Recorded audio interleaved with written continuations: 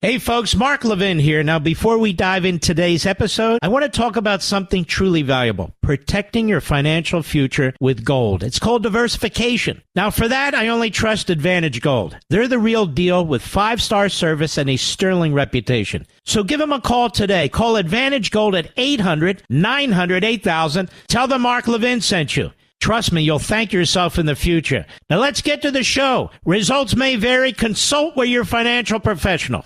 He's here. He's here. Now, broadcasting from the underground command post, deep in the bowels of a hidden bunker, somewhere under the brick and steel of a nondescript building, we've once again made contact with our leader, Mark Levin.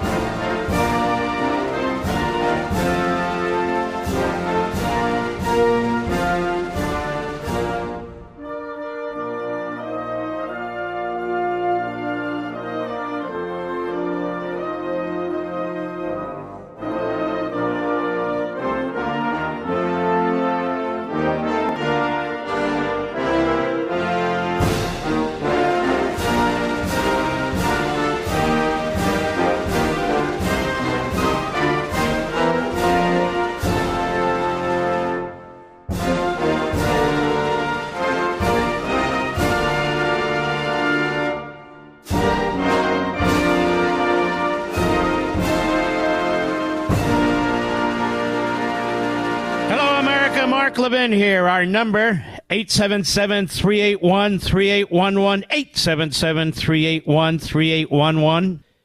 Wasn't that long ago, America, when both parties agreed that only American citizens should be able to vote in our elections and that they should be able to prove that they are, in fact, American citizens. To do otherwise was not only fraudulent, but was an attack on our franchise. That is, an attack on every legal vote. Then Bill Clinton had an idea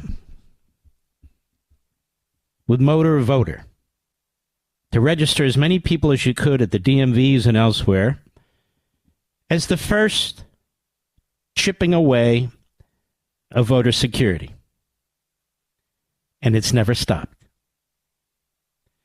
In fact, when the Democrats took over the House during the Trump presidency, H.R. 1, the very first bill they introduced, was a voting bill that would destroy every single barrier to fraud.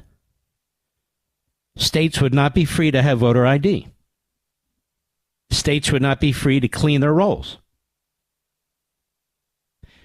People could vote in precincts that are not their precincts. Every vote would count unless you could prove otherwise.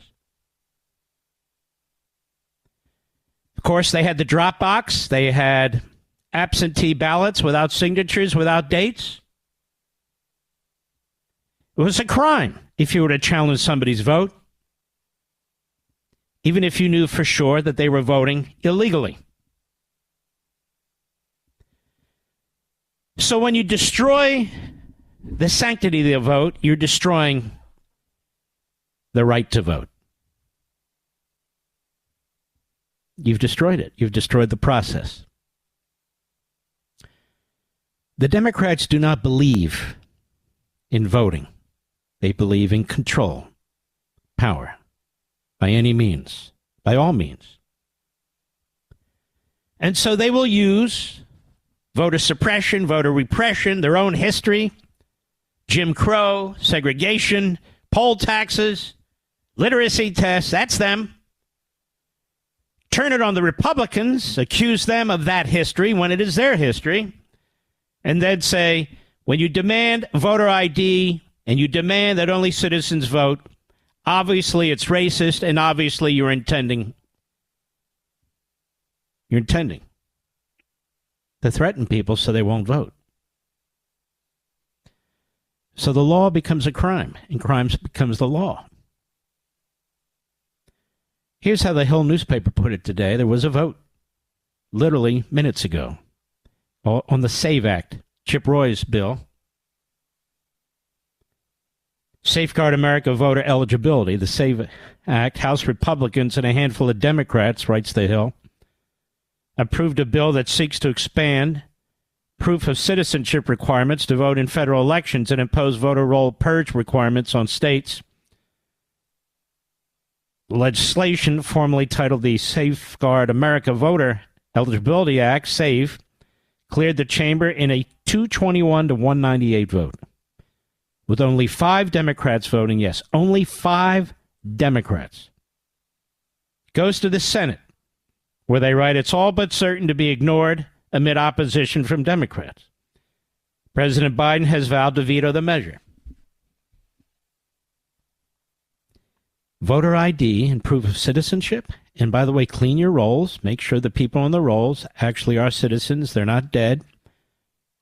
They're not from other countries. They're not illegal aliens. Suddenly, this is controversial. Suddenly, to stand up and support this is racist. It's the people who are pointing the finger of racism who are the racists. You know, black people know how to vote. Other minorities know how to vote. They have identification. They're required to show identification when they get on an airplane, when they buy booze, cigarettes, a host of other things. What kind of mindset is it in a political party that wants you to believe that because you need to demonstrate that you're an American citizen and you actually have a right to vote, that is racist, that is suppression or repression? The Democrat Party is an evil party that has been sabotaging every one of our institutions, including the franchise, the vote. Illegal aliens, if they vote, they're distorting our system. If people are dead and people are voting for them, they're distorting our system. And 1,000 other connivances that connivers will think of. And why is it that the Democrat Party doesn't oppose any one of them? Instead, they say, you cannot prove, you don't have the evidence, no judge will say that fraud was committed. But as I've said now for several years, when you legalize fraud or you enshrine fraud in the electoral process, there's nothing to prove. It's the process itself that becomes the fraud. You can't prove at drop boxes that ballots are being stuffed into those boxes illegally, illegitimately. There's no camera. There's no security guard. There's nothing. Unless you happen to catch somebody with an iPhone or something. You can't prove that voter harvesting, that is counting votes after the election, that people going into mental institutions or nursing homes aren't filling out ballots for somebody else. How do you prove it? Particularly where a signature may not be required. So the Democrat Party looks at all the voting requirements that have helped this nation through difficult periods and not difficult periods to ensure that there is a real vote, a legitimate vote, and they've gone through the process to destroy every single security system that's in place. There have been interviews. People have gone into the inner city. They've interviewed black people. And they've asked them, do you have a voter identification? Yes, I do. Well, what if you were told that the reason there shouldn't be voter ID is because it'll be discriminatory, racist? And they laugh. I remember extensive interviews being done. Because it's ridiculous. Here we have a growing police state that demands numbers, that demands facial recognition, that demands driver's licenses, that demands all kinds of identification. And then all of a sudden, when it comes to voting, no, that's racist. That's discriminatory. That's unnecessary. That's bureaucratic. Every single House Democrat voted against a voter ID and against forcing states to go through their voter list to ensure that the list is kosher. Every single Democrat in the House voted against it except for 5 of them. 5 of them. And the Biden regime said if it did pass, he would veto it, which means it could never become law because you're not going to get the 2/3 override that you need in Congress. And it's going to die in the Senate anyway, they say. This is the Hill newspaper. Opponents of the bill say its core idea, establishing non-citizen voting as illegal, is redundant. And argue that its provisions will more likely lead to U.S. citizens being denied the right to vote than to preventing votes by foreign nationals. How so? If a voter ID is discriminatory, then why do we have these driver's licenses and other requirements for showing identification? Why do we have a customs service? Why do we have a border patrol? Why do we have a census? Why do you have an Internal Revenue Service? On all those forms, you have to demonstrate you are who you are. In all those interviews, you have to demonstrate you are who you say you are. You have to have your Social Security. You have to have other information. You have to have a passport. You have to have all kinds of stuff. That's what the federal government requires right now, today. And yet when you vote, it's redundant.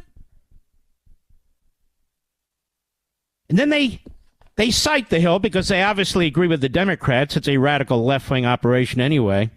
One study by the Brennan Center for Justice found 30 suspected, not confirmed cases of non-citizen voting out of 23.5 million. Now, we know that's not possible. I explained last week, or was it the week before, that virtually every federal entity that a person comes in touch with, they now have voter registration forms that you can fill out if you're getting some kind of government benefit. Period.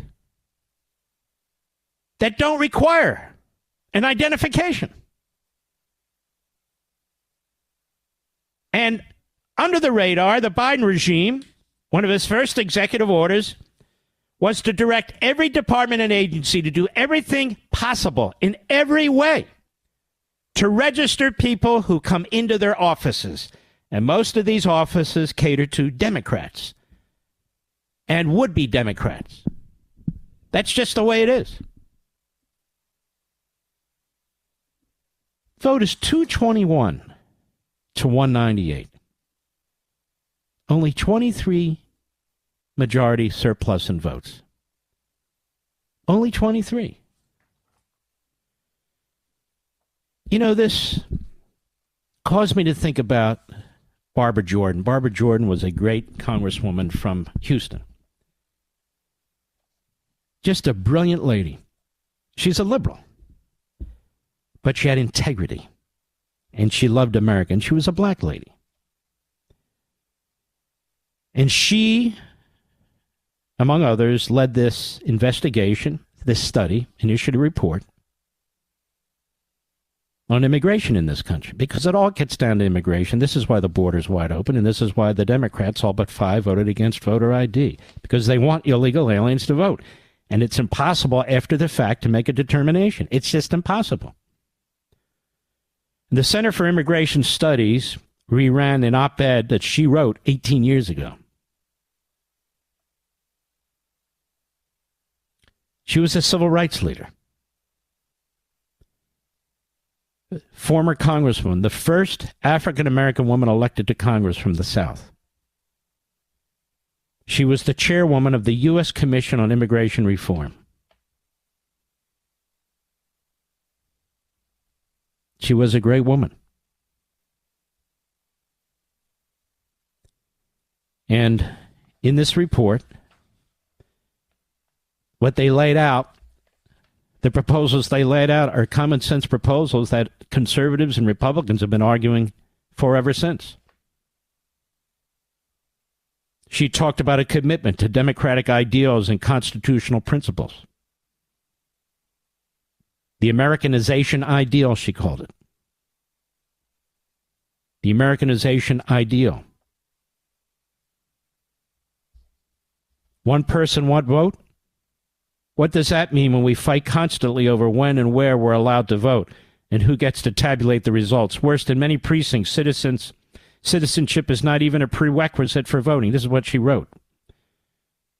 Do the French ambassador and the Bulgarian head of the International Monetary Fund get to pick the D.C. City Council too? How can we assimilate newcomers to our ideals and principles when our own children don't learn what those vague concepts are, let alone what they entail? Yes. 15 years ago. And then President admitted, I believe in American exceptionalism, just as I suspect that the Brits believe in British exceptionalism and the Greeks believe in Greek exceptionalism, which suggests that exceptionalism is subjective and to a degree jingoistic. That was Obama. But the point is, the Democrat Party is now an American Marxist operation. They say they're protecting the vote. Just remember what I tell you over and over and over again. They're not protecting anything that is traditional, that is instrumental to this republic. Quite the opposite. They will destroy anything that is in their way. They will devour it. They will crush it. The Democrat Party is about the Democrat Party. It's about monopoly power. It has nothing to do with black people, minorities, white people, the right to vote. It's a power grab. I'll be right back. Mark Levin.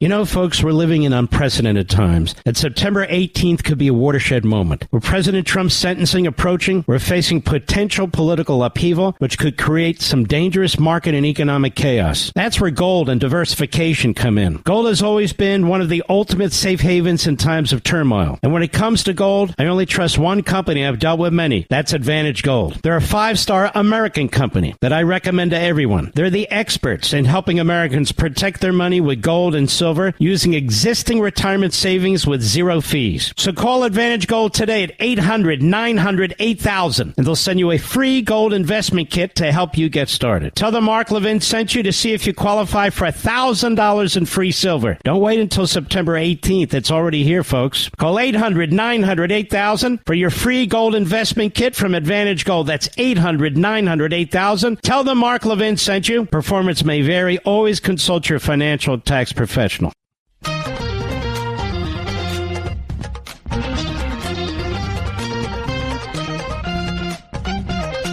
The name of the 5 Democrats who voted for the voter ID requirement and the requirement that voter rolls be cleansed of people who aren't supposed to be on them, including those who have deceased. Henry Cuellar, Democrat of Texas. They're trying to put him in prison. Vicente Gonzalez, Democrat of Texas. That's 2 Hispanics. Marie Perez, Democrat, Washington State. That's 3 Hispanics. Jared Golden of Maine. And Don Davis of North Carolina. 5. Only 5. 198 Democrats voted against voter ID. I wonder how Mr. Gosheim, isn't that his name? In Gottheimer, in Bergen County, Mr. Moderate, he voted no. Hi, this is Mark Levin, and I've got an urgent message that can't wait. September 18th is coming, and with it, President Trump's sentencing. We're staring down this barrel again of potential market chaos. The question isn't if there's going to be a fallout, but how much. In times of instability, many smart investors turn to gold as part of diversification. And when I think of gold, I think of Advantage Gold. These folks are true partners in helping Americans find financial stability. Advantage Gold's experts understand the connection between politics and economics, and they can navigate you through these crazy times using gold to help shield your hard-earned wealth. So call my trusted friends at Advantage Gold now at 800-900-8000. 800-900-8000 for a free gold investment kit. If you wait until September 18th, it might be too late. 800-900-8000 for your free investment kit. Tell them Mark Levin sent you to see if you qualify for up to $1,000 in free silver. That's 800-900-8000. Performance may vary. Always consult your financial and tax professional. Mark Levin, the great one. The great one, Mark Levin. Dial in now, 877-381-3811. Ladies and gentlemen, the debate about Joe Biden is not whether Joe Biden has dementia or not. He does. The debate about Joe Biden is now whether the Democrat Party can win with him or not, or whether they can win with somebody else. That's the debate. It's not whether Joe Biden is unqualified to serve as president. He is. He's unqualified. Now, there was a time when the Democrats understood this, but of course it went back to 2017 when they were going after Trump. Criminally, impeachment, his taxes, just like they are today. So they had a very low bar for triggering the 25th Amendment, 2017. Our friends at Grabian put together this little montage of Democrats, then the media, back in 2017, calling for the 25th Amendment. Cut one, go. This is scary. Hashtag 25th Amendment. The president is not equipped to do the job. So now they're saying he's mentally incapacitated. And more than 24 Democratic lawmakers are backing a bill that says he should leave office. Should he be removed from office? His brain is simply incapable of processing the information, emotionally, psychologically unstable. Initiate proceedings to remove the president. You and several of your Democratic House colleagues met with a psychiatry professor from Yale, Dr. Bandy Lee. She told CNN today, quote, as the president is unraveling, he seems to be losing his grip on reality and reverting to conspiracy theories. Dr. Lee and other psychiatrists who've been up to meet with members of Congress. By the way, we had Dr. Lee on the program. What a complete schmuck. We eviscerated her. She wouldn't come back. And she's nowhere to be heard from now. Whatever happened to Dr. Lee? Go. Increasingly delusional and paranoid behavior on the part of the president. Raskin. The president is dangerous and unable to successfully meet the powers and duties of office. We got serious stuff to deal with, and instead we're caught up every day in what looks like the country debating the mental health of the president. So it's a very dangerous and unstable situation. The issue is, what is our institutional responsibility as the U.S. Congress? And we've got that under the 25th Amendment. Everybody should go and read it. No, Trump needs to be medicated and hospitalized at this point, or he is going to just kill all of us. People are talking about the 25th Amendment, and they're saying he's just not mentally fit to be the president. And I think if you're doing this, I mean, is there a mental fitness problem? We all know the ramifications of nuclear war. Should Americans be concerned about the president's mental fitness? This president is not fit. This is 25th Amendment kind of stuff that should have already activated the vice president and a majority of the cabinet to remove the president as unfit to serve under the 25th Amendment. And invoking things like the 25th Amendment. You know, they brought in this Yale psychiatrist. Watch the president closely. Is there a case to be made for the 25th Amendment? Specifically under the 25th Amendment, the president's not fit for command. But, oh, man, he's really having some problems here. That's where the 25th Amendment thing started to come up. Fitness for office. Could the 25th Amendment be Trump's downfall? Here's how it works. They believe the president should be temporarily removed from power. The vice president should become the acting president. Would Donald Trump pass the Air Force test for personnel working with nuclear weapons? Absolutely not without further evaluation. 25th Amendment at the moment is the only thing we have. Just focusing on cognitive, and we'll get into neurological and mental health in just a second. But when we hear Dr. Jackson saying that the president scored a 30 out of 30 on this cognitive test. What I would have liked to have seen, if there's any suspicion, as I'm sure there is, about his mental status, is to go a little bit further, which could have easily been done. That could have been done by doing an MRI. There's no medical diagnosis of jerk, and that jerk is a condition that disqualifies you from holding office. 25th Amendment hasn't been developed in a way that allows it to be called into invoked if there is serious concern. The man is crazy. And if he's crazy and incompetent and stupid, then we have to look at the 25th Amendment. These people are such lying bastards. It's just unbelievable. They're so disgusting. These are people in the media. The media. Tom Pitts. Who's Tom Pitts? He's a Parkinson's doctor. He's so good at it that he was invited by NBC News to comment on what's going on with Joe Biden. And he also says, look, I'm a Democrat. Hat tip free beacon. Listen carefully. Cut 13, go. It's ironic because he has just such classic features of neurodegeneration. I mean, word finding difficulties, and that's not, I couldn't find the word. That's from degeneration of the word retrieval area. He's also overcome stuttering, though. Could that be part of that, too? No, this is not a palatal issue or a speech discrepancy, which is very different from a lemino dysfunction, actual word retrieval, where you pick a similar question or talk around the issue, plus the rigidity, monotone voice. Wait, go back to that, the rigidity. What do you mean? Rigidity, loss of arm swing, standing up lordically. You notice when he turns, it's kind of end block turning. It's not a quick turn.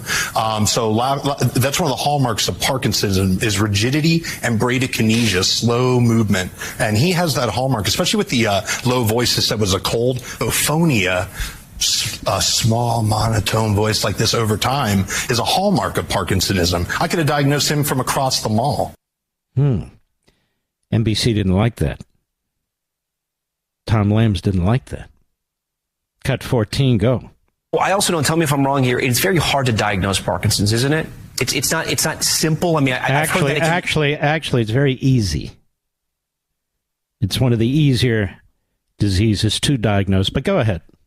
It's one of the easier movement disorders to diagnose, actually. Right, but it's so clinic. There's very little other, and I'm a Democrat. I always say about this. Right. It's just like, this guy is not a hard case. But I've had relatives who have gone through neurological issues, and I've heard that sometimes Parkinson's is not very easy to nail. You have to take a lot of tests. It's early on if you're just presented with... Stop. You don't have to take a lot of tests. That's not correct. Go ahead. Variety of things, or just the cognitive problems. That could be Alzheimer's versus Parkinsonism, and that becomes a little nebulous. But once you start manifesting the hallmark motor symptoms, right, slow movement, rigidity, mass facies, hypophonia. I mean, if a med student did not pick Parkinson's on the test, they'd be remediated. So let me ask you, if you had, and I know you can't, you have no idea what happened in the White House, but a neurologist coming 8 times in 8 months, does that tell you anything? Is that, I mean, I know you're just sort of speculating here, but does that tell you anything or no? Well, I mean, I don't know if they're like the best of friends or something, but that's a very specific, he's a movement disorder. That's a subspecialist in exactly what he has. And there's very few young people, like a Marine Guard. Most people would be med boarded out for any type of movement disorder at a young age. Like if you had Huntington's chorea, early onset Parkinson's, dystonia, bad essential tremor, you're usually med boarded out. So I highly doubt there's... What does that mean, med boarded out? Med boarded, the military would not let you, if you have seizures, for example, you cannot usually be in the military. Seems pretty straightforward to me. The man is right. Every serious doctor who has a serious medical degree, not one from overseas through the mail system, knows exactly what's taking place here. This is the greatest cover-up in American history, and it's not working anymore. The cover-up broke. The cover-up's been exposed. And so the media, half the media are reacting by pretending they didn't know and demanding that he leave so they can get a Democrat in who they can get elected. That's their view. The other half are dug in. The Mika Brzezinski's and her ilk. They're the headbangers that will fight to the end for many reasons, including the fact that they know Joe Biden and they like him, and that's more important in the country. The Democrat Party, well, they just want to win. And those who think they can't win with Biden, some have come out, not many, only 8 members of the House by my count, and 1 senator, this guy Mike Bennett from Colorado, not another senator. The others are equivocating, mumbling, as if they have Bidenitis. But there's simply no doubt that Joe Biden has dementia. That's not the debate. Whether he can perform well in one speech or whether he can perform well in one press conference. That's not the test. My God, America, we're talking about President of the United States. We're talking about weapons that can blow humanity off the face of the earth. We're talking about life and death decisions. We're talking about the well-being of the American people, our culture, our society. We're talking about our enemies and how they look upon us and how this provokes them to act against us and our allies. Why do we put up with this? Joe Biden's one man. That's it.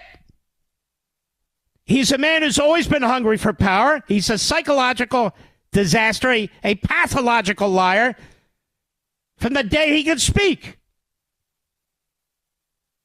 And so we're all supposed to stand by and watch. The 25th Amendment should have been triggered a long time ago by the Vice President of the United States and a majority of the cabinet. But they haven't even discussed it. And Kamala Harris won't go anywhere near it because she's too ambitious. She'd rather wait her turn, so to speak, as if a vice president is automatically the next president. Clyburn all but said that because he is a historical illiterate. He's a moron.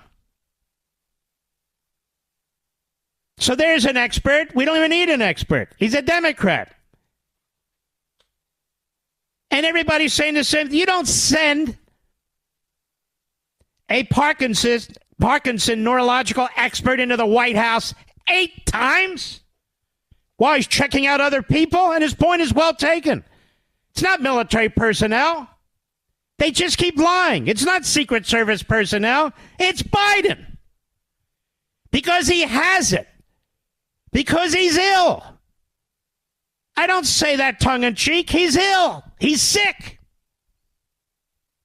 He doesn't cut it. The Democrat Party did this to us. The media have done this to us. They can attack Trump all they want, and they have, and they will. Destroying our justice system, our legal system. Destroying the impeachment clause. Shredding constitutional protections, due process, equal protection, freedom of speech, the right to competent counsel, excessive fines, you name it. They've thrown everything. And so they're not going to back off. Not now, not ever. So we, the people, need to take our country back. The media are the enemy, not because we say so, because they do so. The Democrat Party is the enemy, not because we say so, but because they hate us and they hate the country. I'll be right back. Mark Levin.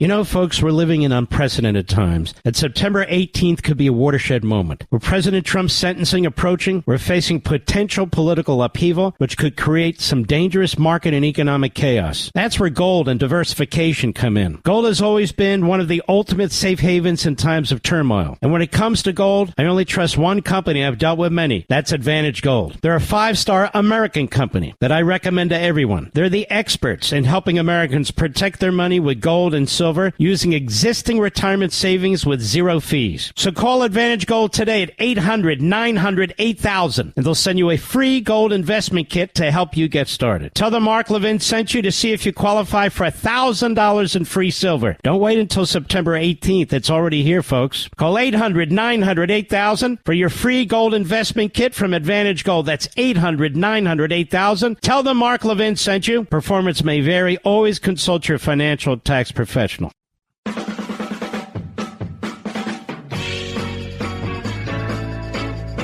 The country's a mess right now, America, not because of you or me, but because of the Democrat Party and what they're doing to this country. That's the truth. Whether it's the border, the economy, energy. We now have a breaking story from Axios, a left-wing operation, but they have an in with the Democrats. Hans Nichols and Stephen Newcomb I'd rather not. Senate Majority Leader Chuck Schumer is privately signaling to donors that he's open to a Democratic presidential ticket that isn't led by President Biden. Axios has learned, because if Schumer's anything, he is a backstabbing slimeball. So publicly, he's telling Biden and the country he's for Biden. Behind the scenes, he's telling donors, it's okay. We can live without him. Why it matters. In public, Schumer has been insistent that he is for Joe, quote unquote. In private, he's singing a different tune. Two-faced slimeball. Over the last 12 days, Schumer has been listening to donors' ideas and suggestions about the best way forward for the party. According to 3 people familiar with the matter, Schumer is one of several Democrats, including former President Obama, former House Speaker Pelosi, who has the political and personal standing to convince Biden to step aside. Even so, Biden can still dig in. The delegates are pledged to him. Schumer declined to comment. We'll explore this further in the next hour, because this is where the reprobates, the miscreants, the malcontents really expose themselves. This is where all the slimeball activity takes place. Schumer, I'm for Biden. I'm for, as he's davening, I'm for Biden. I'm for Biden. Behind the scenes, you can let him go. You can let him go. He did this with the Iran deal. Publicly, he voted against it. Behind the scenes, he was the best lobbyist Obama had to screw the state of Israel. Schumer truly is a sleazeball. Did you know that Schumer in gibberish means sleazeball, Mr. Producer? Did you know that? Yes.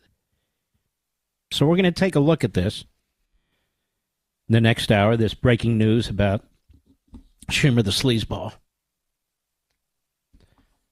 Because the fact of the matter is, he's not the only one. What do you think Hillary Clinton's doing? What do you think Barack Milhouse Benito Obama is doing? What do you think they're all doing? Here's the little dirty secret. You ready?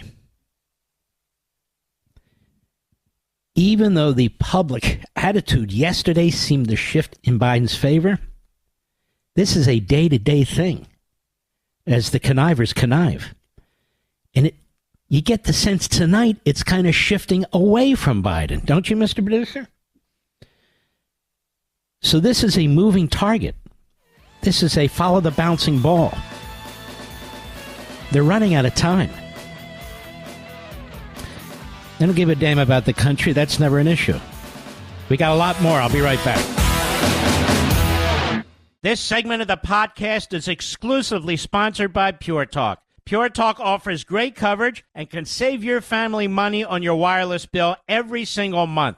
Go to puretalk.com to find the plan that's right for you. Thank you again for listening, and thank you so much for this sponsorship, Pure Talk. He's here. He's here. Now, broadcasting from the underground command post, deep in the bowels of a hidden bunker, somewhere under the brick and steel of a nondescript building, we've once again made contact with our leader, Mark Levin. Hello, America. Mark Levin here. Our number, 877-381-3811, 877-381-3811. Now, the news broke at the end of the last hour, so I want to pull back a little bit because this is significant as far as the Democrat Party goes.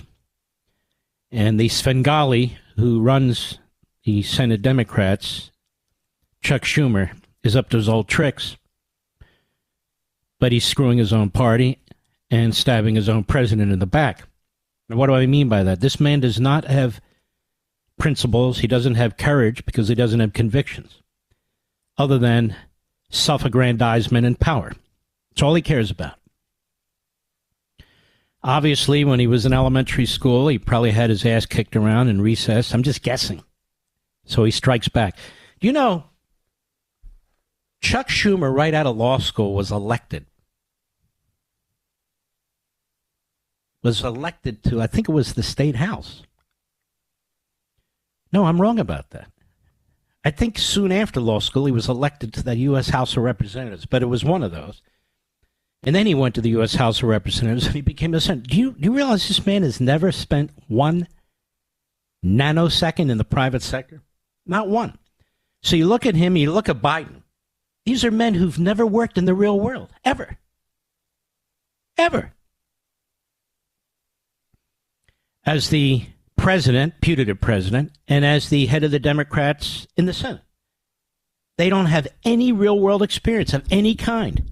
The only thing they know is how to plot and scheme and to impose their will on the rest of us. That's all they know. And it shows. Now, those who are just tuning in, or those who want to learn more about this is from Axios. Axios is a left-wing site, but it's only useful in knowing what our political adversaries, and in some cases enemies, are actually doing. And we have Hans Nichols and Stephen Newcomb. Senate Majority Leader Chuck Schumer is privately signaling to donors that he's open to a Democratic presidential ticket that is not led by President Biden, Axios has learned. In public, Schumer has been insistent that he is, quote, for Joe, unquote.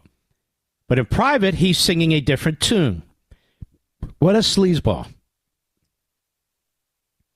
Over the last 12 days, Schumer's been listening to donors' ideas and suggestions about the best way forward for the party, according to 3 people familiar with the matter. The majority leader is one of several Democrats, including former President Obama, former House Speaker Pelosi, who has the political and personal standing to convince Biden to step aside. Even so, Biden can still dig in, and the delegates are pledged to him. And in the first round, they must vote for him. A Schumer spokesman declined to comment. Both before and after the debate, Schumer's famous flip phone burned up with donors, sharing their views. Schumer's been listening.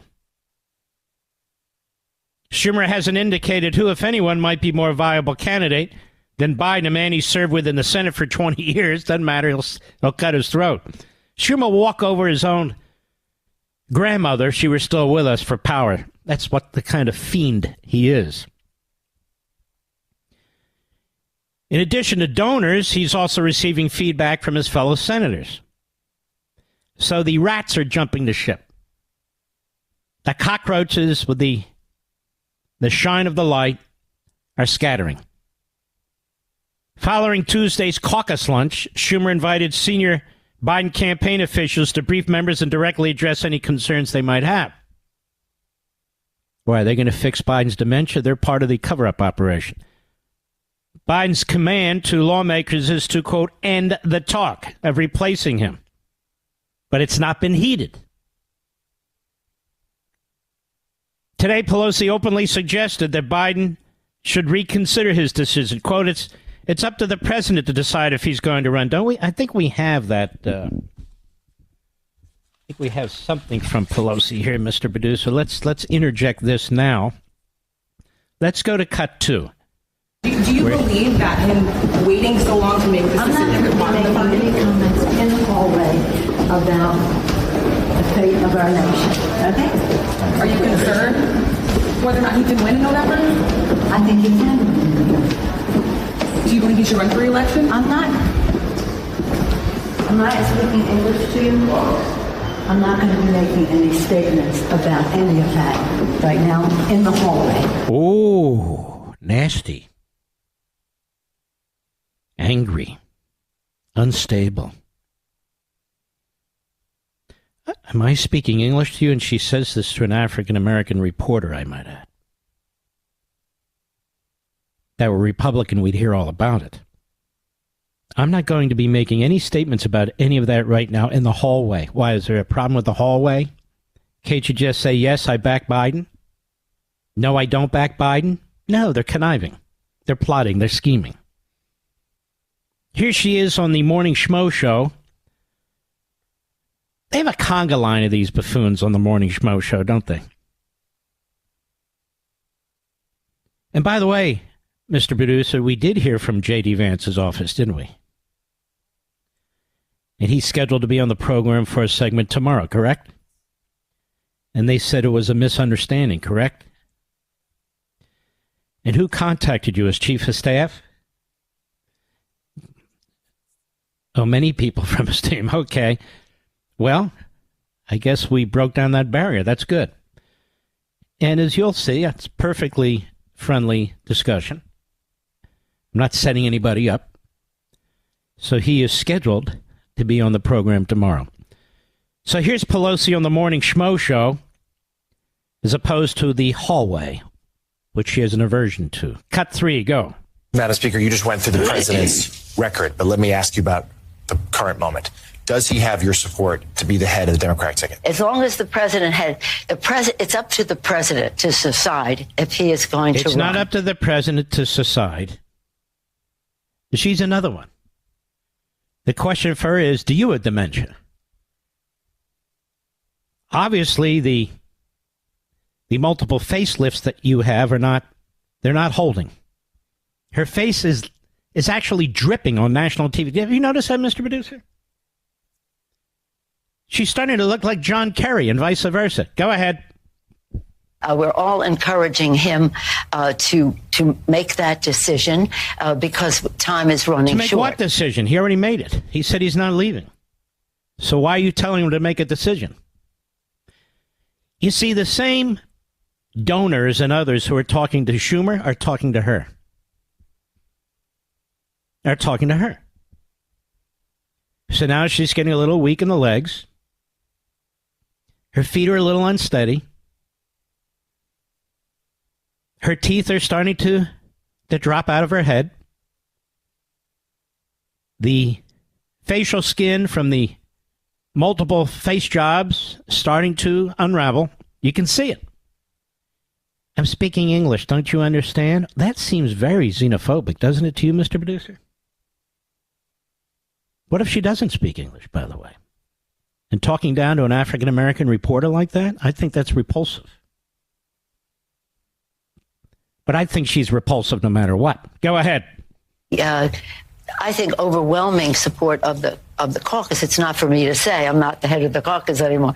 But he's beloved.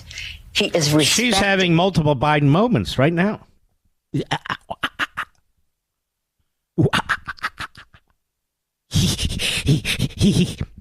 Go ahead. And people want him to make that decision. Not me. He has said he has made the decision. He has said firmly this week he is going to run. Do you want him to run? I want him to do whatever he decides to do. Ah, very good. She wants him to do whatever he decides to do. He decided what he wants to do. But you see, Nancy's a liar. She's another fraud, phony, and buffoon.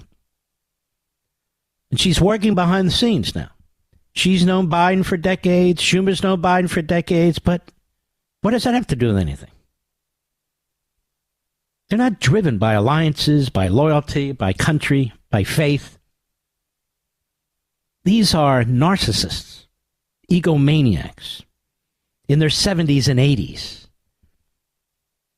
A liberal doesn't change their stripes, much like a zebra. They have the stripes, and that's it. Then we have this very strange dude named Stephen Cohen. Stephen Cohen. Now, this guy is dumb as a doorknob. And you've heard that line, are you as stupid as you look? In his case, he is as stupid as he looks, Mr. Producer. And so he's asked a question by Kate Bolduan of CNN, the great lineup they have there at the Constipated News Network. The Constipated News Network. It's like going into a public bathroom and there they all are. Constipated, you know? There it is, CNN. CNN can have its studio in a public restroom. That's how they look. Go ahead. Do you hear in those comments Pelosi's comments? She is not closing the door on the possibility that Joe Biden may still decide to step aside. Do you agree she's leaving the door open to that? I believe she is, and I believe that the Democratic caucus respects her opinion, is guided by her opinion, and is also knows that this election is so important that we need to defeat Donald Trump, who's a threat to our democracy, the rule of law. No. You didn't get the talk. He's Hitler. You got to get this straight, dummy. Got to get it straight. It's so important. We must defeat Donald Trump. Now, in this caucus that they've had, and in these discussions they're having on MSLSD and on the Constipated News Network, not once does the country come up. Now, one of these questions, what about the country? We know that Joe Biden is not well. We know that he has dementia.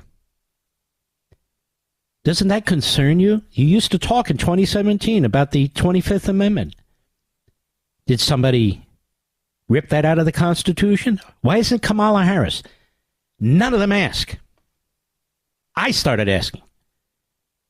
Why won't Kamala Harris trigger the 25th Amendment and a majority of the cabinet go with her and notify Congress that he's not fit to be president? You're having a debate in your caucus. You're having a debate on your favorite propaganda platforms, state-run media, Al Jazeera, Pravda, take your choice. And you're talking about him. The only reason you're talking about him is because he has dementia. Now, we can't have a president of the United States that has dementia. Everybody knows it. The Attorney General is literally covering up audio tapes to prevent the American people from hearing Joe Biden's interview with a special prosecutor. Literally withholding the tapes. It's like Watergate, the 17 minutes or whatever the hell it was that were erased. Effectively, they're erasing them all. Not physically, but effectively. Because we can't hear them before the election, apparently. National security, the guy says. What are they, idiots? No, they're cover-up art. It's the biggest cover-up in American history. Maxine Waters, also known to be a Class A idiot. Well, she's on Sirius XM yesterday. Cut 5, go. I've absolutely come to the conclusion that we have to move forward with Joe Biden. Number one, I think there is a problem with logistics and timing and all of that, and reorganizing what has been done. Not one of them talks about what's in the best interest of the country, and I will keep saying this. We have to move ahead with logistics, you know. It's about the Democrat Party.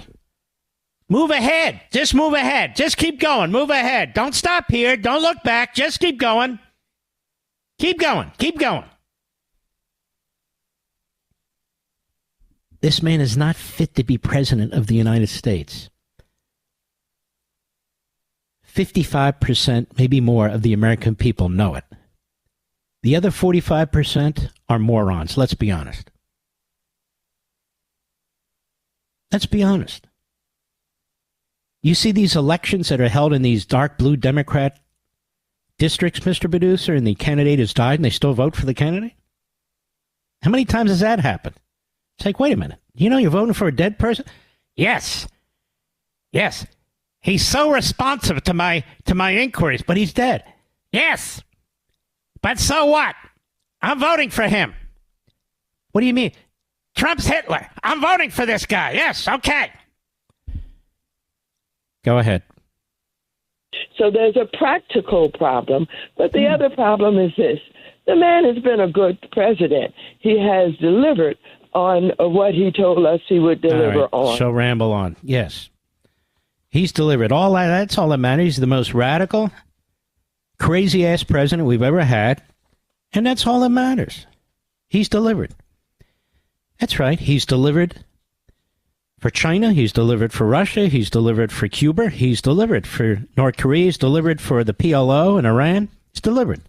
He's delivered the highest inflation anybody can remember, with the highest interest rates anybody can remember, the highest food prices, the highest gasoline prices, the lowest employment of actual American citizens. He's delivered. He's delivered an open border. He's delivered. He's delivered for the commie climate change clowns. Oh, yes. He's a delivery guy. He's the best. He's delivered. I'll tell you what, give him a truck and let him deliver. I don't think he can handle it, actually. I don't think he'd pass the test. I'll be right back. Mark Levin.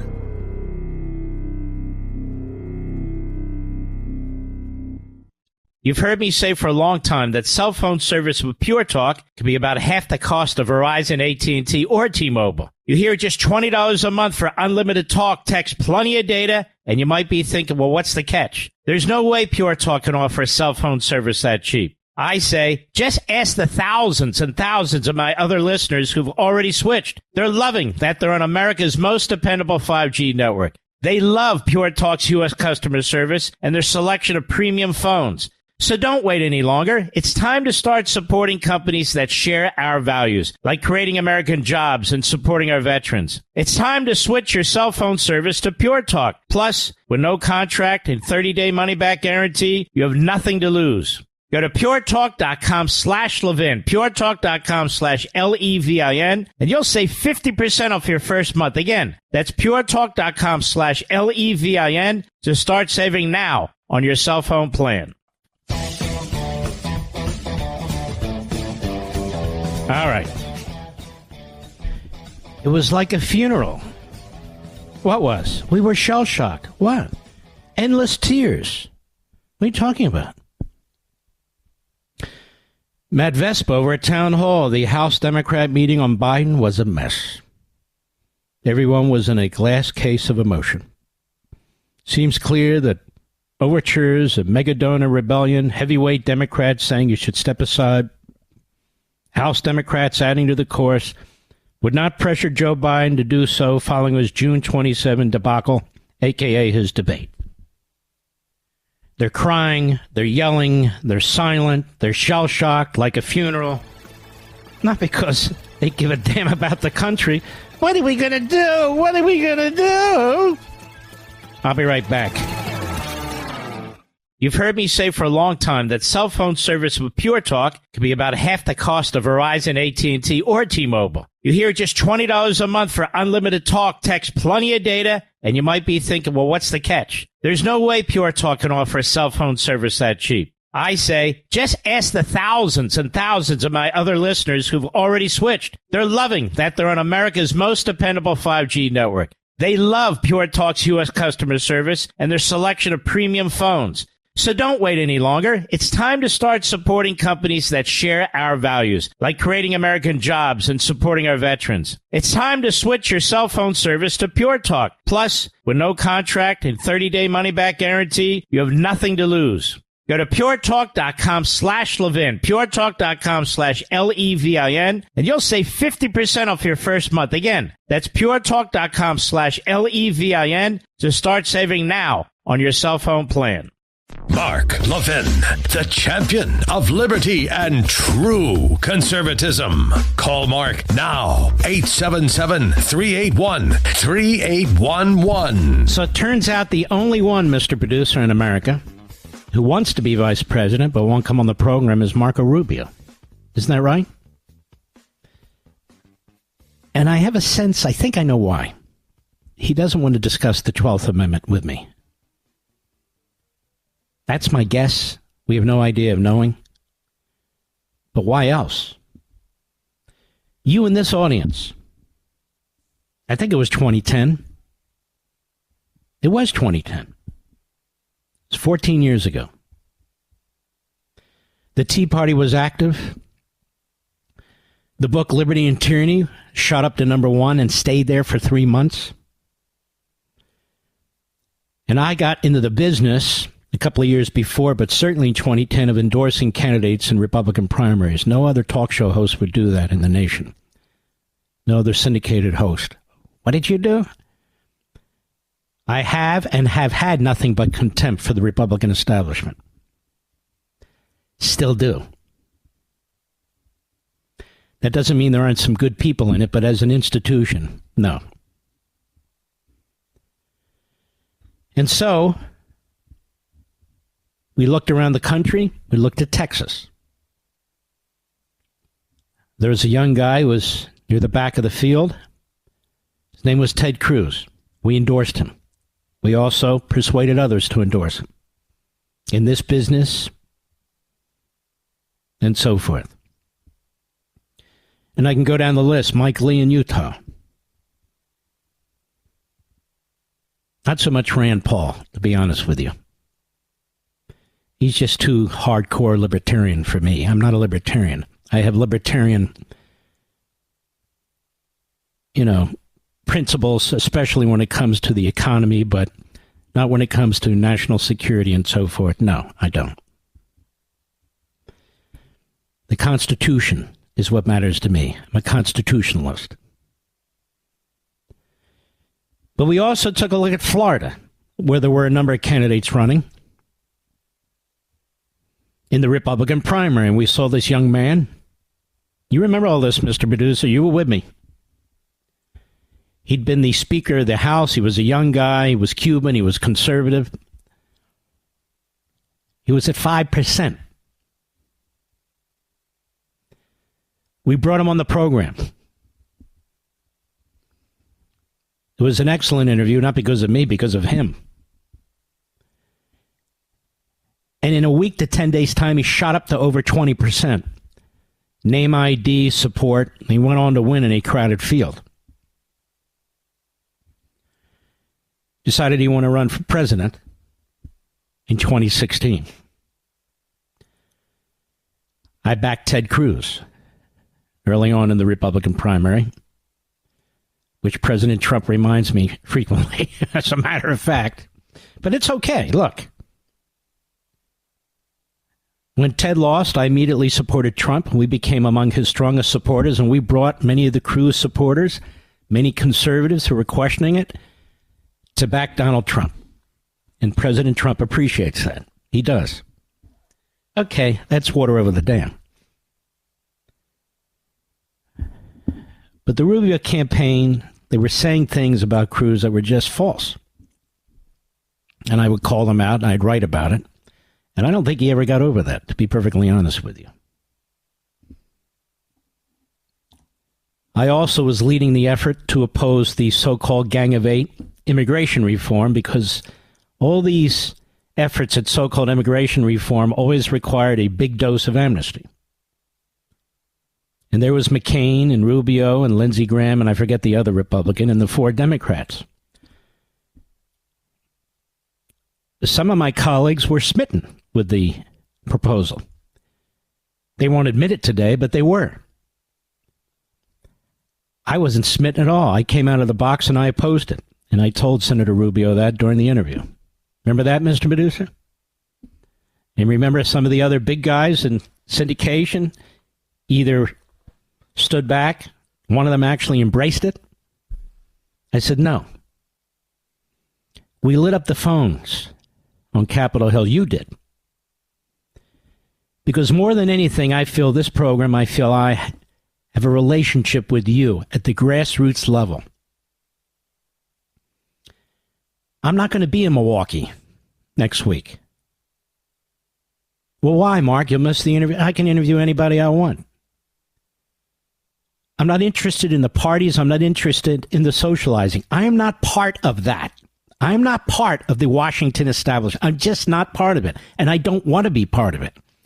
I am not condemning anybody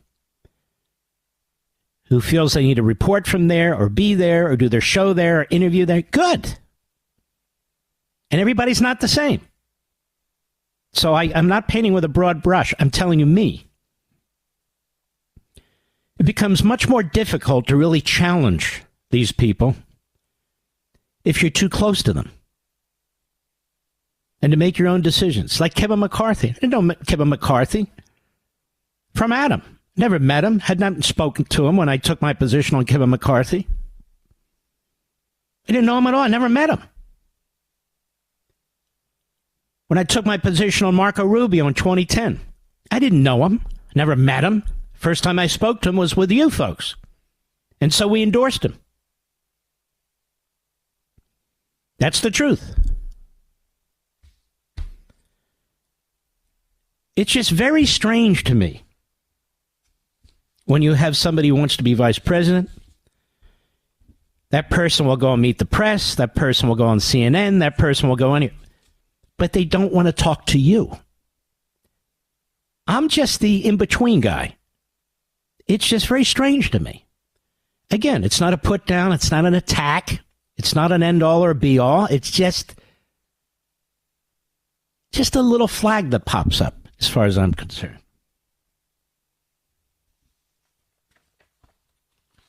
But we'll leave it there. I have no inside knowledge who's going to be picked, who's not going to be picked, but he has a 12th Amendment issue. It's not because I want him to have a 12th Amendment issue. I don't wish that on him. It is a fact. It's called the Constitution. In the case of Glenn Youngkin, I didn't attack Glenn Youngkin. If Donald Trump picks Glenn Youngkin, I'm in for Donald Trump 100%. It doesn't matter.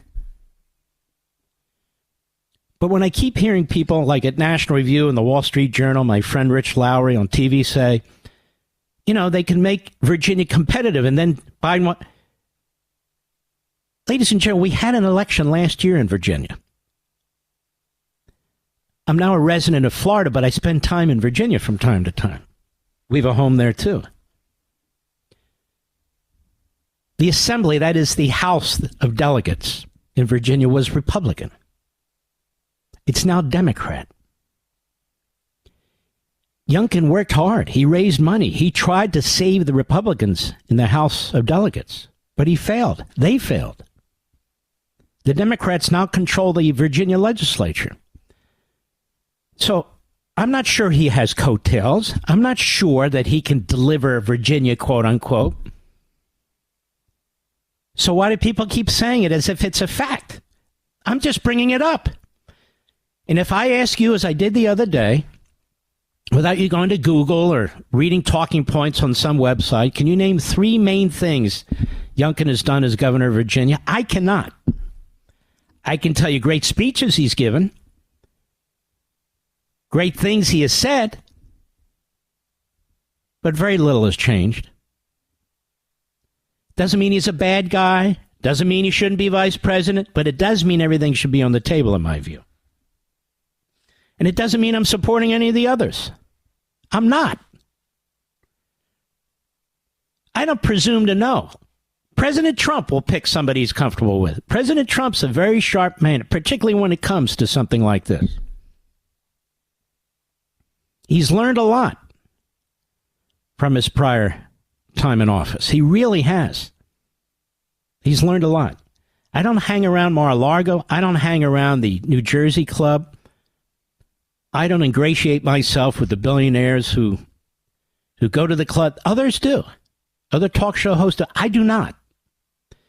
If I'm there, it's on a rare occasion because we enjoy seeing the president and the first lady, or I'm interviewing him or something of that sort. We love it. It's a lot of fun.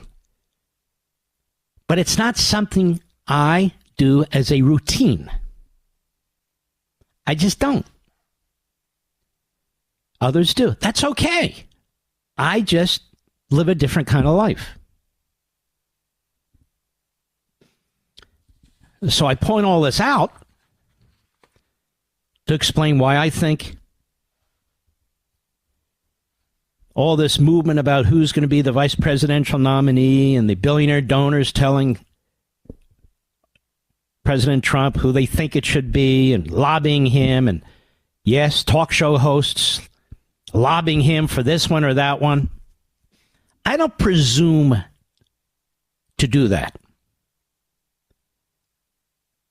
If I'm asked, I would give an opinion. But I'm not going to say anything unsolicited. Why should I? Unless there's somebody I really have contempt for, who I really think would be horrendous, I don't see that. I see there are certain issues.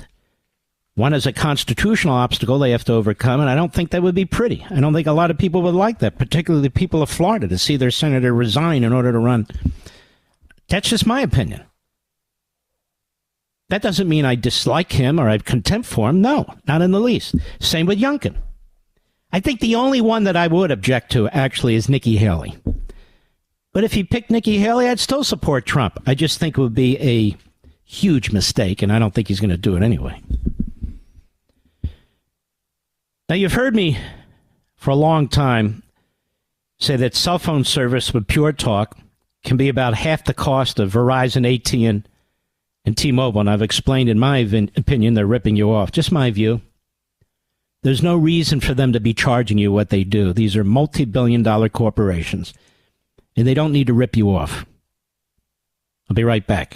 Mark Levin.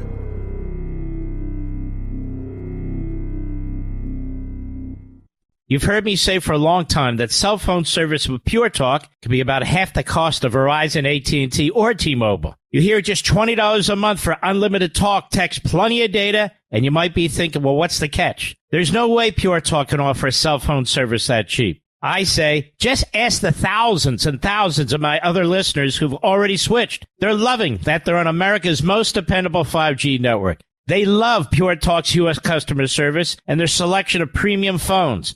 So don't wait any longer. It's time to start supporting companies that share our values, like creating American jobs and supporting our veterans. It's time to switch your cell phone service to Pure Talk. Plus, with no contract and 30-day money-back guarantee, you have nothing to lose.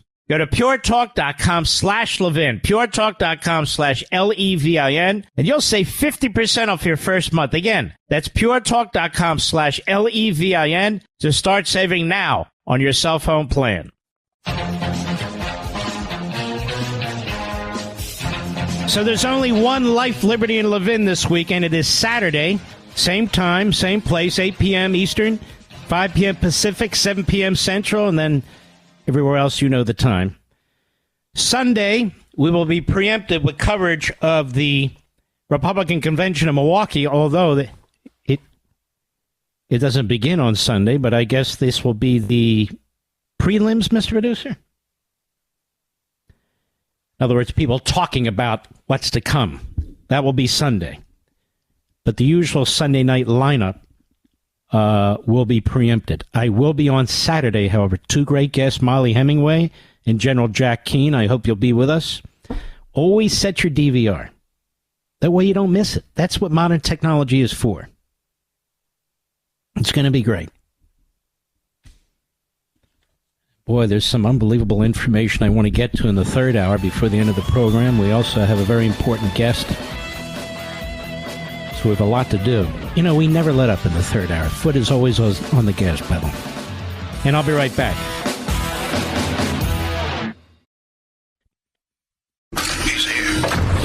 He's here.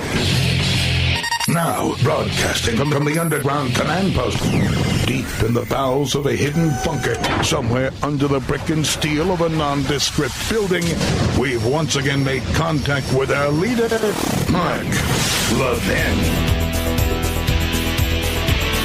Hello, America. Mark Levin here. Our number, 877-381-3811, 877-381-3811. I want to read something to you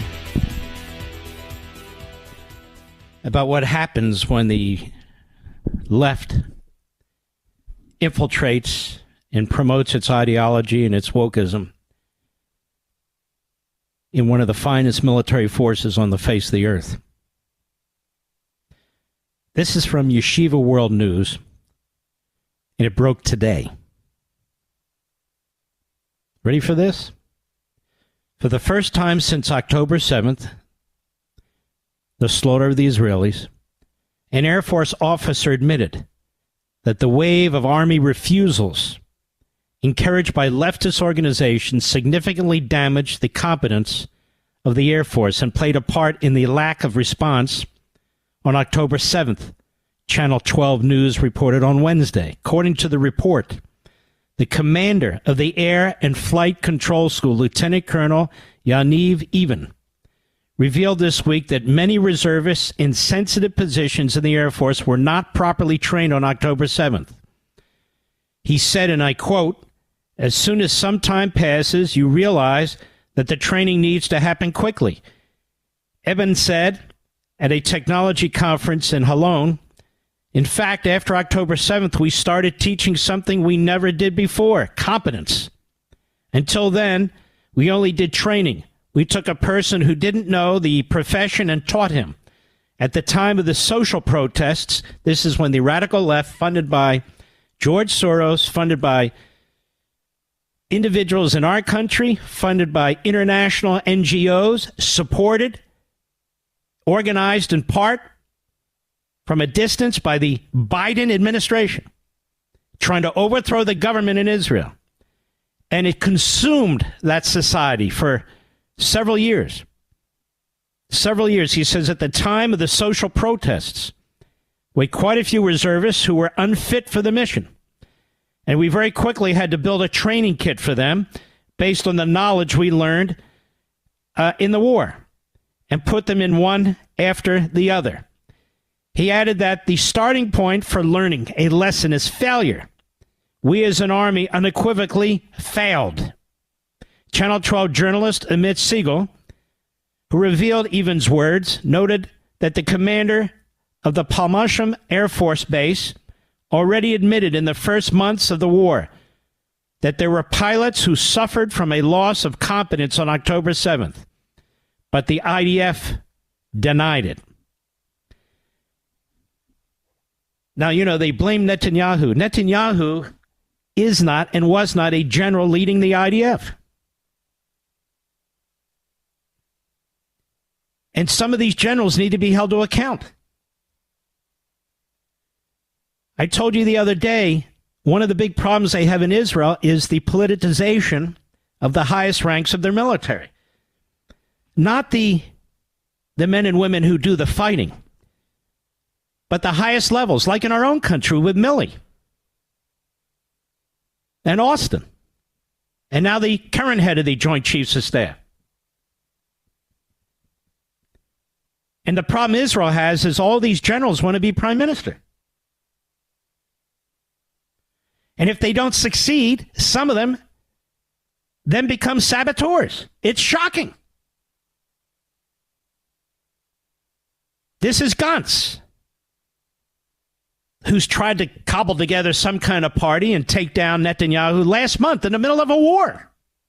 Came to the United States, met with Biden, met with Blinken, met with Sullivan. Literally organizing, plotting against his own government, for which the left in Israel celebrates. You have another one called Gallant. He was a member of a different party, but he eventually joined Likud. He's the Minister of Defense. And he has spent the last several weeks doing exactly the same thing to the Netanyahu government. And he's organizing a plot to force Netanyahu to accept terms that the United States, Egypt, Qatar, and Hamas are now pressing on Israel.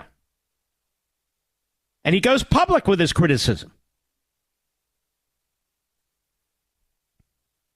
But the bigger problem here is you literally had protest groups trying to persuade, and in some cases effectively persuading, pilots, regular army personnel, and others not to fight as a protest to the Netanyahu government. And what this colonel is saying, this lieutenant colonel, Yaniv Ivan, he said, well, that's what happened. We weren't ready. We weren't properly trained. That's what he said. And this guy would know. He would know. Refusals of Army refusals encouraged by leftist organizations significantly damaged the competence of the Air Force and played a part in the lack of a response on October 7th, is what he told. He's the commander of the Air and Flight Control School. He said, this is part of what happened. In our military, at the highest levels, not the people who actually do the grunt work, at the highest levels are becoming similar. And then we have this, which has received almost no attention. This is a statement from the Director of National Intelligence, Avril Haines, that was put out late yesterday. And she puts out this statement, or he puts out this statement. It's a she, actually.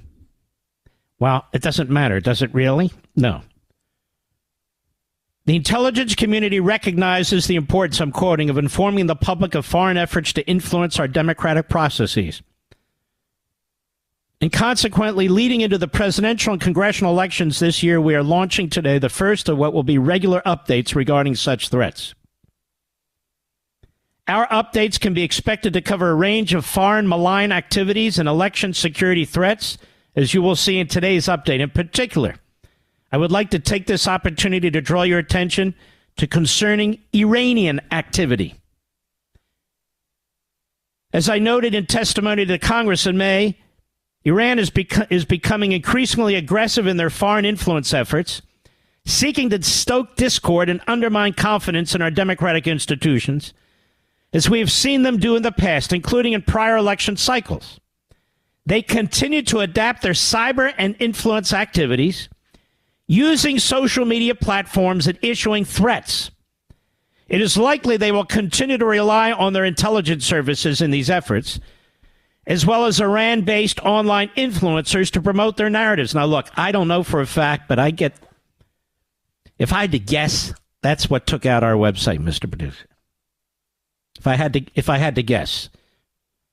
Apparently our people can't track it down, but it was a major professional hit. A professional hit. They go on. In recent weeks, Iranian government actors have sought to opportunistically take advantage of ongoing protests regarding the war in Gaza, using a playbook we've seen other actors use over the years. We have observed actors tied to Iran's government posing as activists online, seeking to encourage protests and even providing financial support to protesters. Let me repeat this. Iran posing as activists online, seeking to encourage protests and even providing financial support to protesters.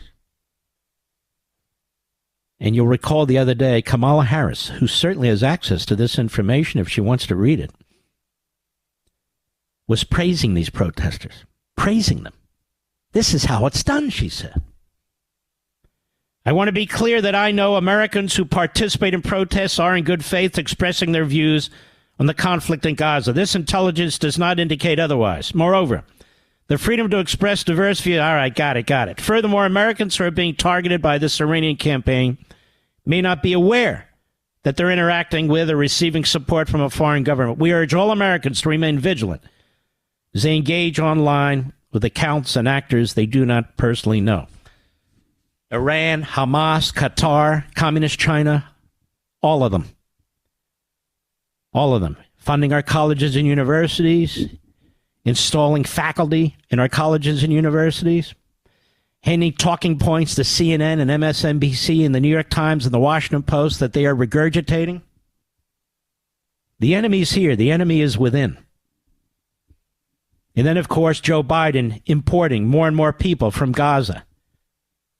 More and more people from war-torn areas who keep talking about eviscerating the Jews and destroying America. Open borders. The Democrats today refuse to vote for voter ID and citizenship voting. Tell you something, ladies and gentlemen. I wrote a book called The Democrat Party Hates America. I understated it. I'll be right back. Mark Levin.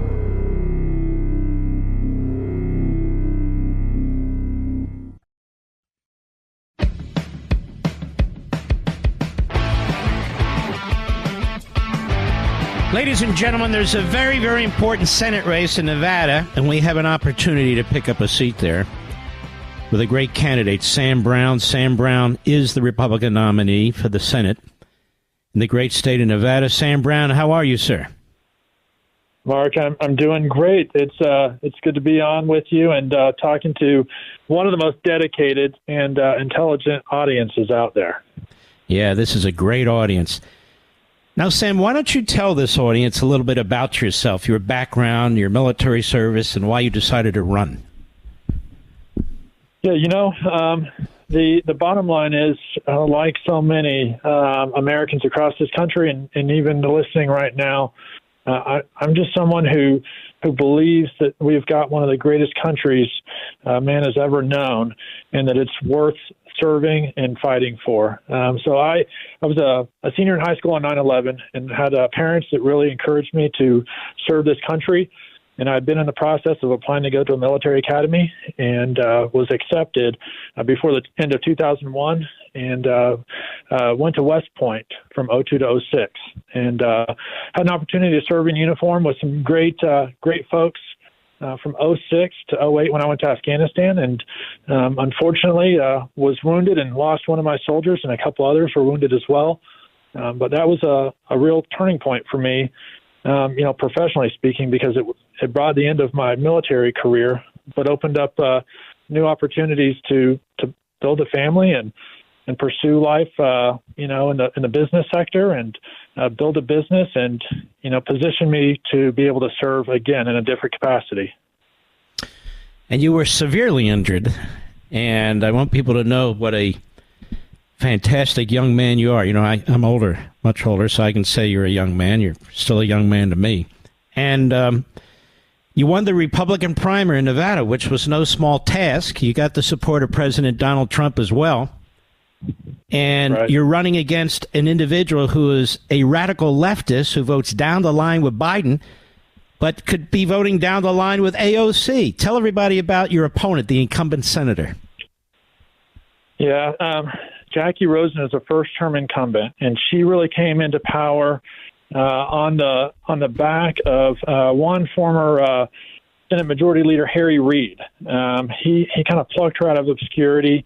She was had served one term in the House before running in 2018 for her first term in the Senate, and she came in office and has done nothing but vote against the agenda of President Trump while he was still in office, and has done everything to support Joe Biden.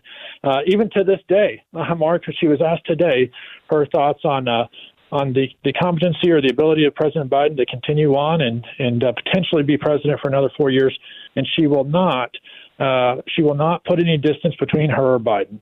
Won't call out the obvious, and she's done everything from allowing. In fact, here's one of the greatest offenses. She sits on Homeland Security Committee, and for over 1,500 days would not even pay a visit to the Border Patrol agents down there at the border to assess the situation, and has allowed our border crisis to continue. She's for increased regulations. She's for raising taxes.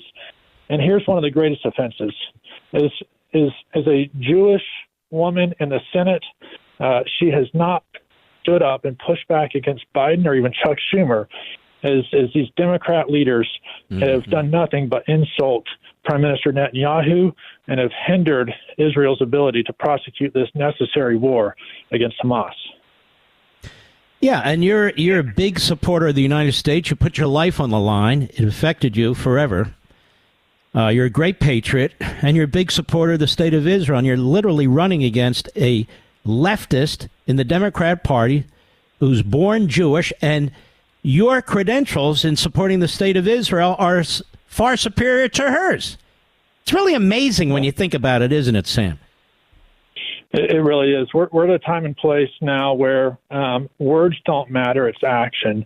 And at a time when she had an opportunity to take action, to vote on a bill that the House passed on the same day that Congress is standing on the steps of the Capitol to stand with Israel, and the Senate Democrats rush in and vote against that bill that would support Israel, allow Israel to defend itself. When it comes to action, she's not there. Whether it's for Israel or even for the American people, as we've been crushed by Biden's policies. What are the big issues in Nevada? I assume they're the big issues that are all over the country. The immigration and the economy, yes? It's economy number one and border crisis number two. Those are the two primary issues. We're a state that was most affected by the COVID lockdowns of the Democrats, including our Democrat governor at the time. We've got the second highest unemployment rate in the nation right now. On average, our energy costs are second highest in the nation, and we're a real working class state here. Our average, our median household income is $63,000. and people are struggling to survive, and they're seeing people come into this country illegally who are rewarded for that. It's not fair to the American people who have worked so hard to have the Democrat leaders just turn the screws on them and make things so much tougher. But look, help is on the way. I learned an important lesson the day that I nearly lost my life. Is one of my soldiers put his life in harm's way, and he told me these 4 words. He said, "Sir, I've got you." And that took me from a place of having given up the will to live to a place of hope. And that's my message to America, Mark, is I've got you. For the Nevadans who are hurting, I've got you. For Republicans who are losing hope, I've got you. We can turn this thing around. And all I ask is that people join me. And they can do that at CaptainSamBrown.com. CaptainSamBrown.com. We're putting on all our social platforms. Sam, I want to formally endorse you for the Senate of the United States. We very much want you to win. The people in Nevada, people outside of Nevada can also contribute. I want to hold you over the break because I have several more questions I want to ask you. CaptainSamBrown.com. Man, it would be so satisfying to have Sam Brown in the United States Senate. I'm telling you, folks, he's top-notch. We'll be right back. Mark Levin, the thunder on the right. Call in now, 877-381-3811. We have with us Sam Brown, the Republican candidate for the United States Senate, up against a Biden-supporting leftist, Jackie Rosen, who does what Chuck Schumer tells her to do. She basically represents Manhattan, not the state of Nevada, and not the people in Nevada. I'll tell you a little bit more about Sam Brown. He's a very modest man. He was not a politician. He is an everyday Nevadan. He came back from the military. He was severely wounded, received a Purple Heart. He's from a small town, a working-class military family. I'm just looking at his bio. And before starting a small business, he was helping veterans get access to critical medications when the VA failed. He went back to school. He earned his MBA. And to support his family, he worked at an Amazon warehouse in Reno, Nevada. This gentleman, Sam Brown, is a quintessential American patriot. Jackie Rosen is not. She's a hand-picked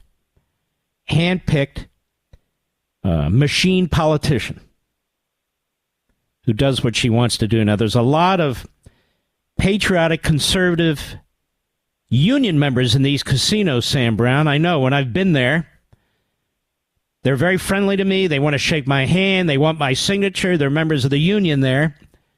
Right. But they seem to be very, very patriotic, quite conservative, and they just need somebody like you to tell them why they should vote for you. And that's what you're doing, right?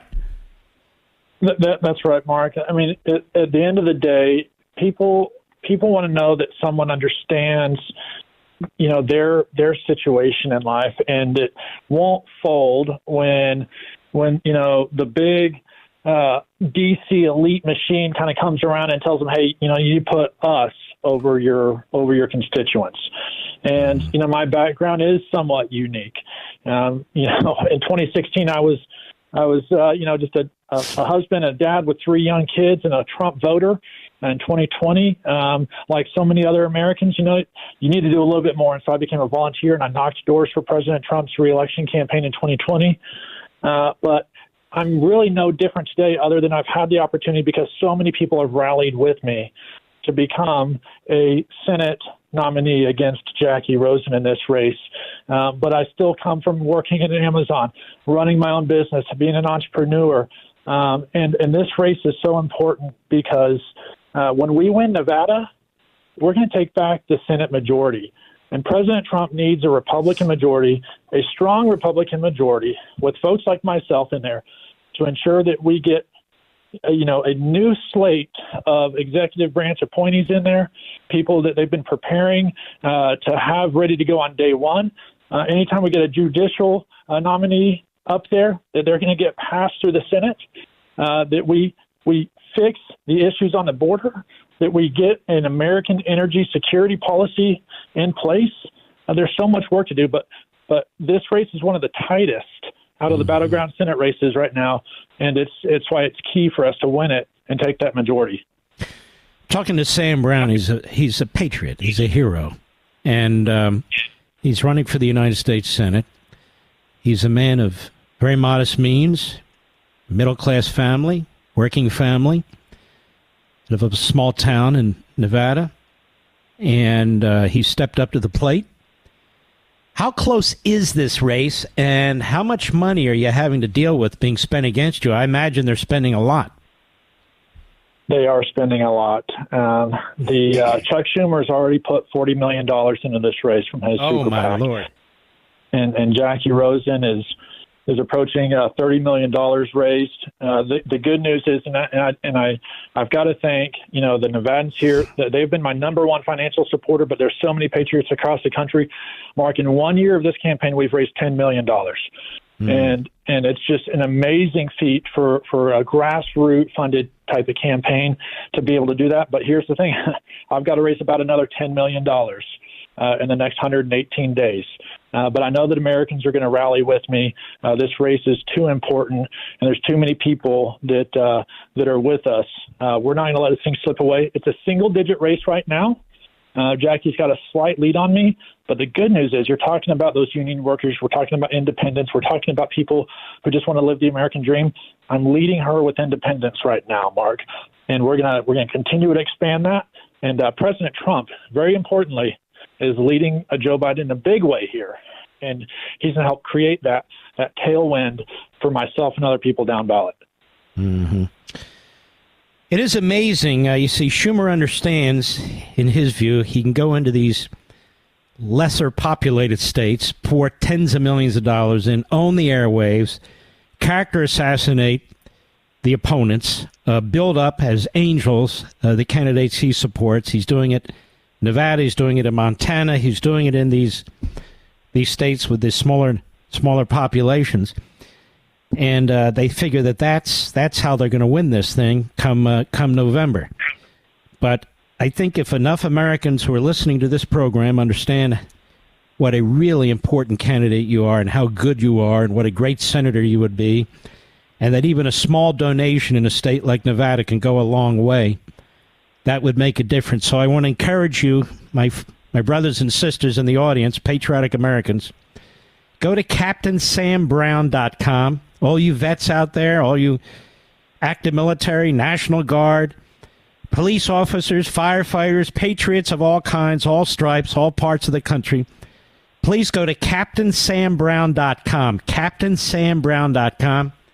If you ever saw the movie Mr. Smith Goes to Washington with Jimmy Stewart, sir. I just want my audience to know, Sam, that's you. That is Sam Brown. And so I want to encourage you to take a look at his website, CaptainSamBrown.com. Give him all the support that you can. And we'll have you back, Sam, before the election. I want to wish you all the best, and God bless you and your family, my friend. Thank you, Mark, and thank you to this audience. I appreciate you guys. You got it. Take care of yourself. This guy's a good guy. And 98% of you never heard of him before because, all these elections seem to be held in the big cities and so forth, and we're in the big cities, but we're in Reno. We're in Las Vegas. We're in tiny towns all over the country and big cities, too. That's why this show, to me, is the most important thing that I do. Some people always want to be on TV. They want to be recognized. I am mission-oriented. I'm America-oriented. I don't play games about this. I don't play both sides. You won't hear me promoting Democrats who I know have a horrific record. I don't kiss up to them. No. The goal here is to save the country. The goal here is to promote freedom. The goal here is to hand to our children and our grandchildren and generations yet born the great America that was given to us. No middle ground, as Reagan said, no pastel colors, bold colors. Now's not the time for wavering. Now's not the time for smooching. Now's not the time for pretenders. Now's the time to win. If not now, when? If not now, when? You've got fools like George Clooney. A couple weeks ago, he and his Hollywood cretin friends raising a fortune for Joe Biden, and now today he says Biden needs to go. I look at this guy, George Clooney, and I think to myself, he's a pretty stupid man, really. He's a pretty stupid man, but he's a diehard Democrat. Nothing else matters. I look at this guy, Michael Douglas. He's not half the man his father was. His father was a great patriot. His father also went to the state of Israel. He became very supportive of the state of Israel. And here his son is supporting Joe Biden, supporting a Democrat Party that is loaded with anti-Semites, loaded with American-hating reprobates. It's where the Islamists go. They found a home in the Democrat Party, and Michael Douglas supports the Democrat Party. Kirk Douglas never would have supported this. Oh, he was a liberal. But the older he got, the more conservative he got. He would never support this regime, I guarantee it. These are spoiled bastards in Hollywood. That's what they are. I don't know what they've done to contribute to the country, but they've done a fortune to contribute to the Democrat Party. You see it with Spielberg, Katzenberg, billionaires,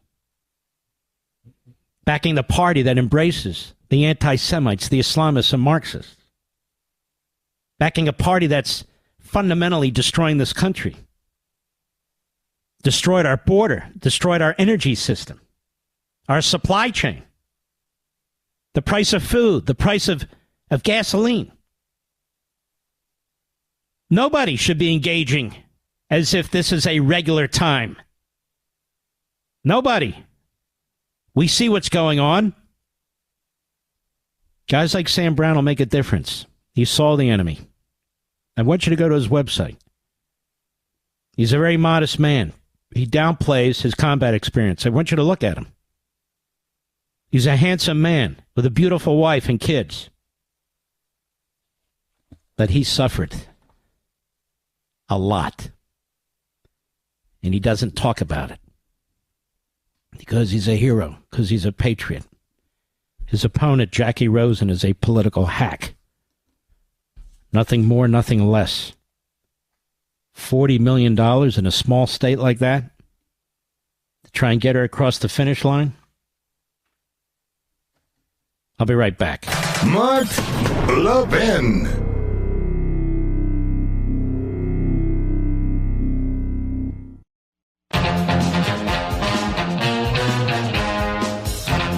I don't like bullies. I've never liked bullies. The Democrats are at war with this Project 2025, trying to intimidate everybody.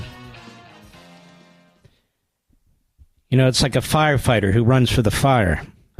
Well, I run for the fire, but I do it obviously in a way that's not that dangerous. But when it comes to tactics, threats, and so forth of the Democrat Party, you see, I'm not a politician. I'm not running for office. I'm not in a campaign. And I have the utmost respect for the Heritage Foundation. And this Project 2025, as I understood it, was a very, very important project. And so we will have on this program Friday Kevin Roberts, the president of the Heritage Foundation. We're going to discuss what this Project 2025 is before it becomes like a bad cuss word, because that's the way the totalitarians work. They have angel words and devil words, and they tell you what the angel words are and what the devil words are. I don't play that game. So we'll have Kevin Roberts from Heritage here Friday, and we're going to discuss this Project 2025, because what I see in it, I kind of like. Doesn't mean I agree with everything. Doesn't mean I ever agree with everything, but I kind of like it. It certainly doesn't deserve the attack that's been unleashed against it by the Democrats. Like somehow that's a litmus test now, like the NRA, or the Federalists. Ooh, you're a member. Now, if you're a member of the Communist Party, that's okay. If you are funded by Hamas, that's okay. If you're BLM, that's okay. If you're a Marxist piece of crap, that's okay. But forever, whatever you do, don't be tied to Project 2025. Oh, my God. Nah, nope, not so fast. Well, we don't have a lot of time left. But I do want to hit something here. President Trump was right. The whole lawfare effort against him was hatched at the White House. This from Breitbart, Bradley Jace. Powerful Democrat officials among Joe Biden's closest political allies played a critical role, placing Biden's third-ranking Department of Justice official on Manhattan DA Alvin Bragg's Get Trump squad as leading prosecutor. Revealed Tuesday in a document by House Judiciary Committee Chairman Jim Jordan, Matthew Colangelo listed Tom Perez. Everybody in Maryland knows who that is. At the time, chairman of the Democrat National Committee, and Jeff Zients, now President Joe Biden's chief of staff, as his top two references when seeking to join Bragg's Get Trump squad. Colangelo worked for both in his long career as a Democrat official. They placed him there in the Manhattan DA's office. No doubt. I want to salute you great Americans, all of you. Thank you for being here. All our heroes. We'll do the same thing tomorrow, same place, same time. God bless you.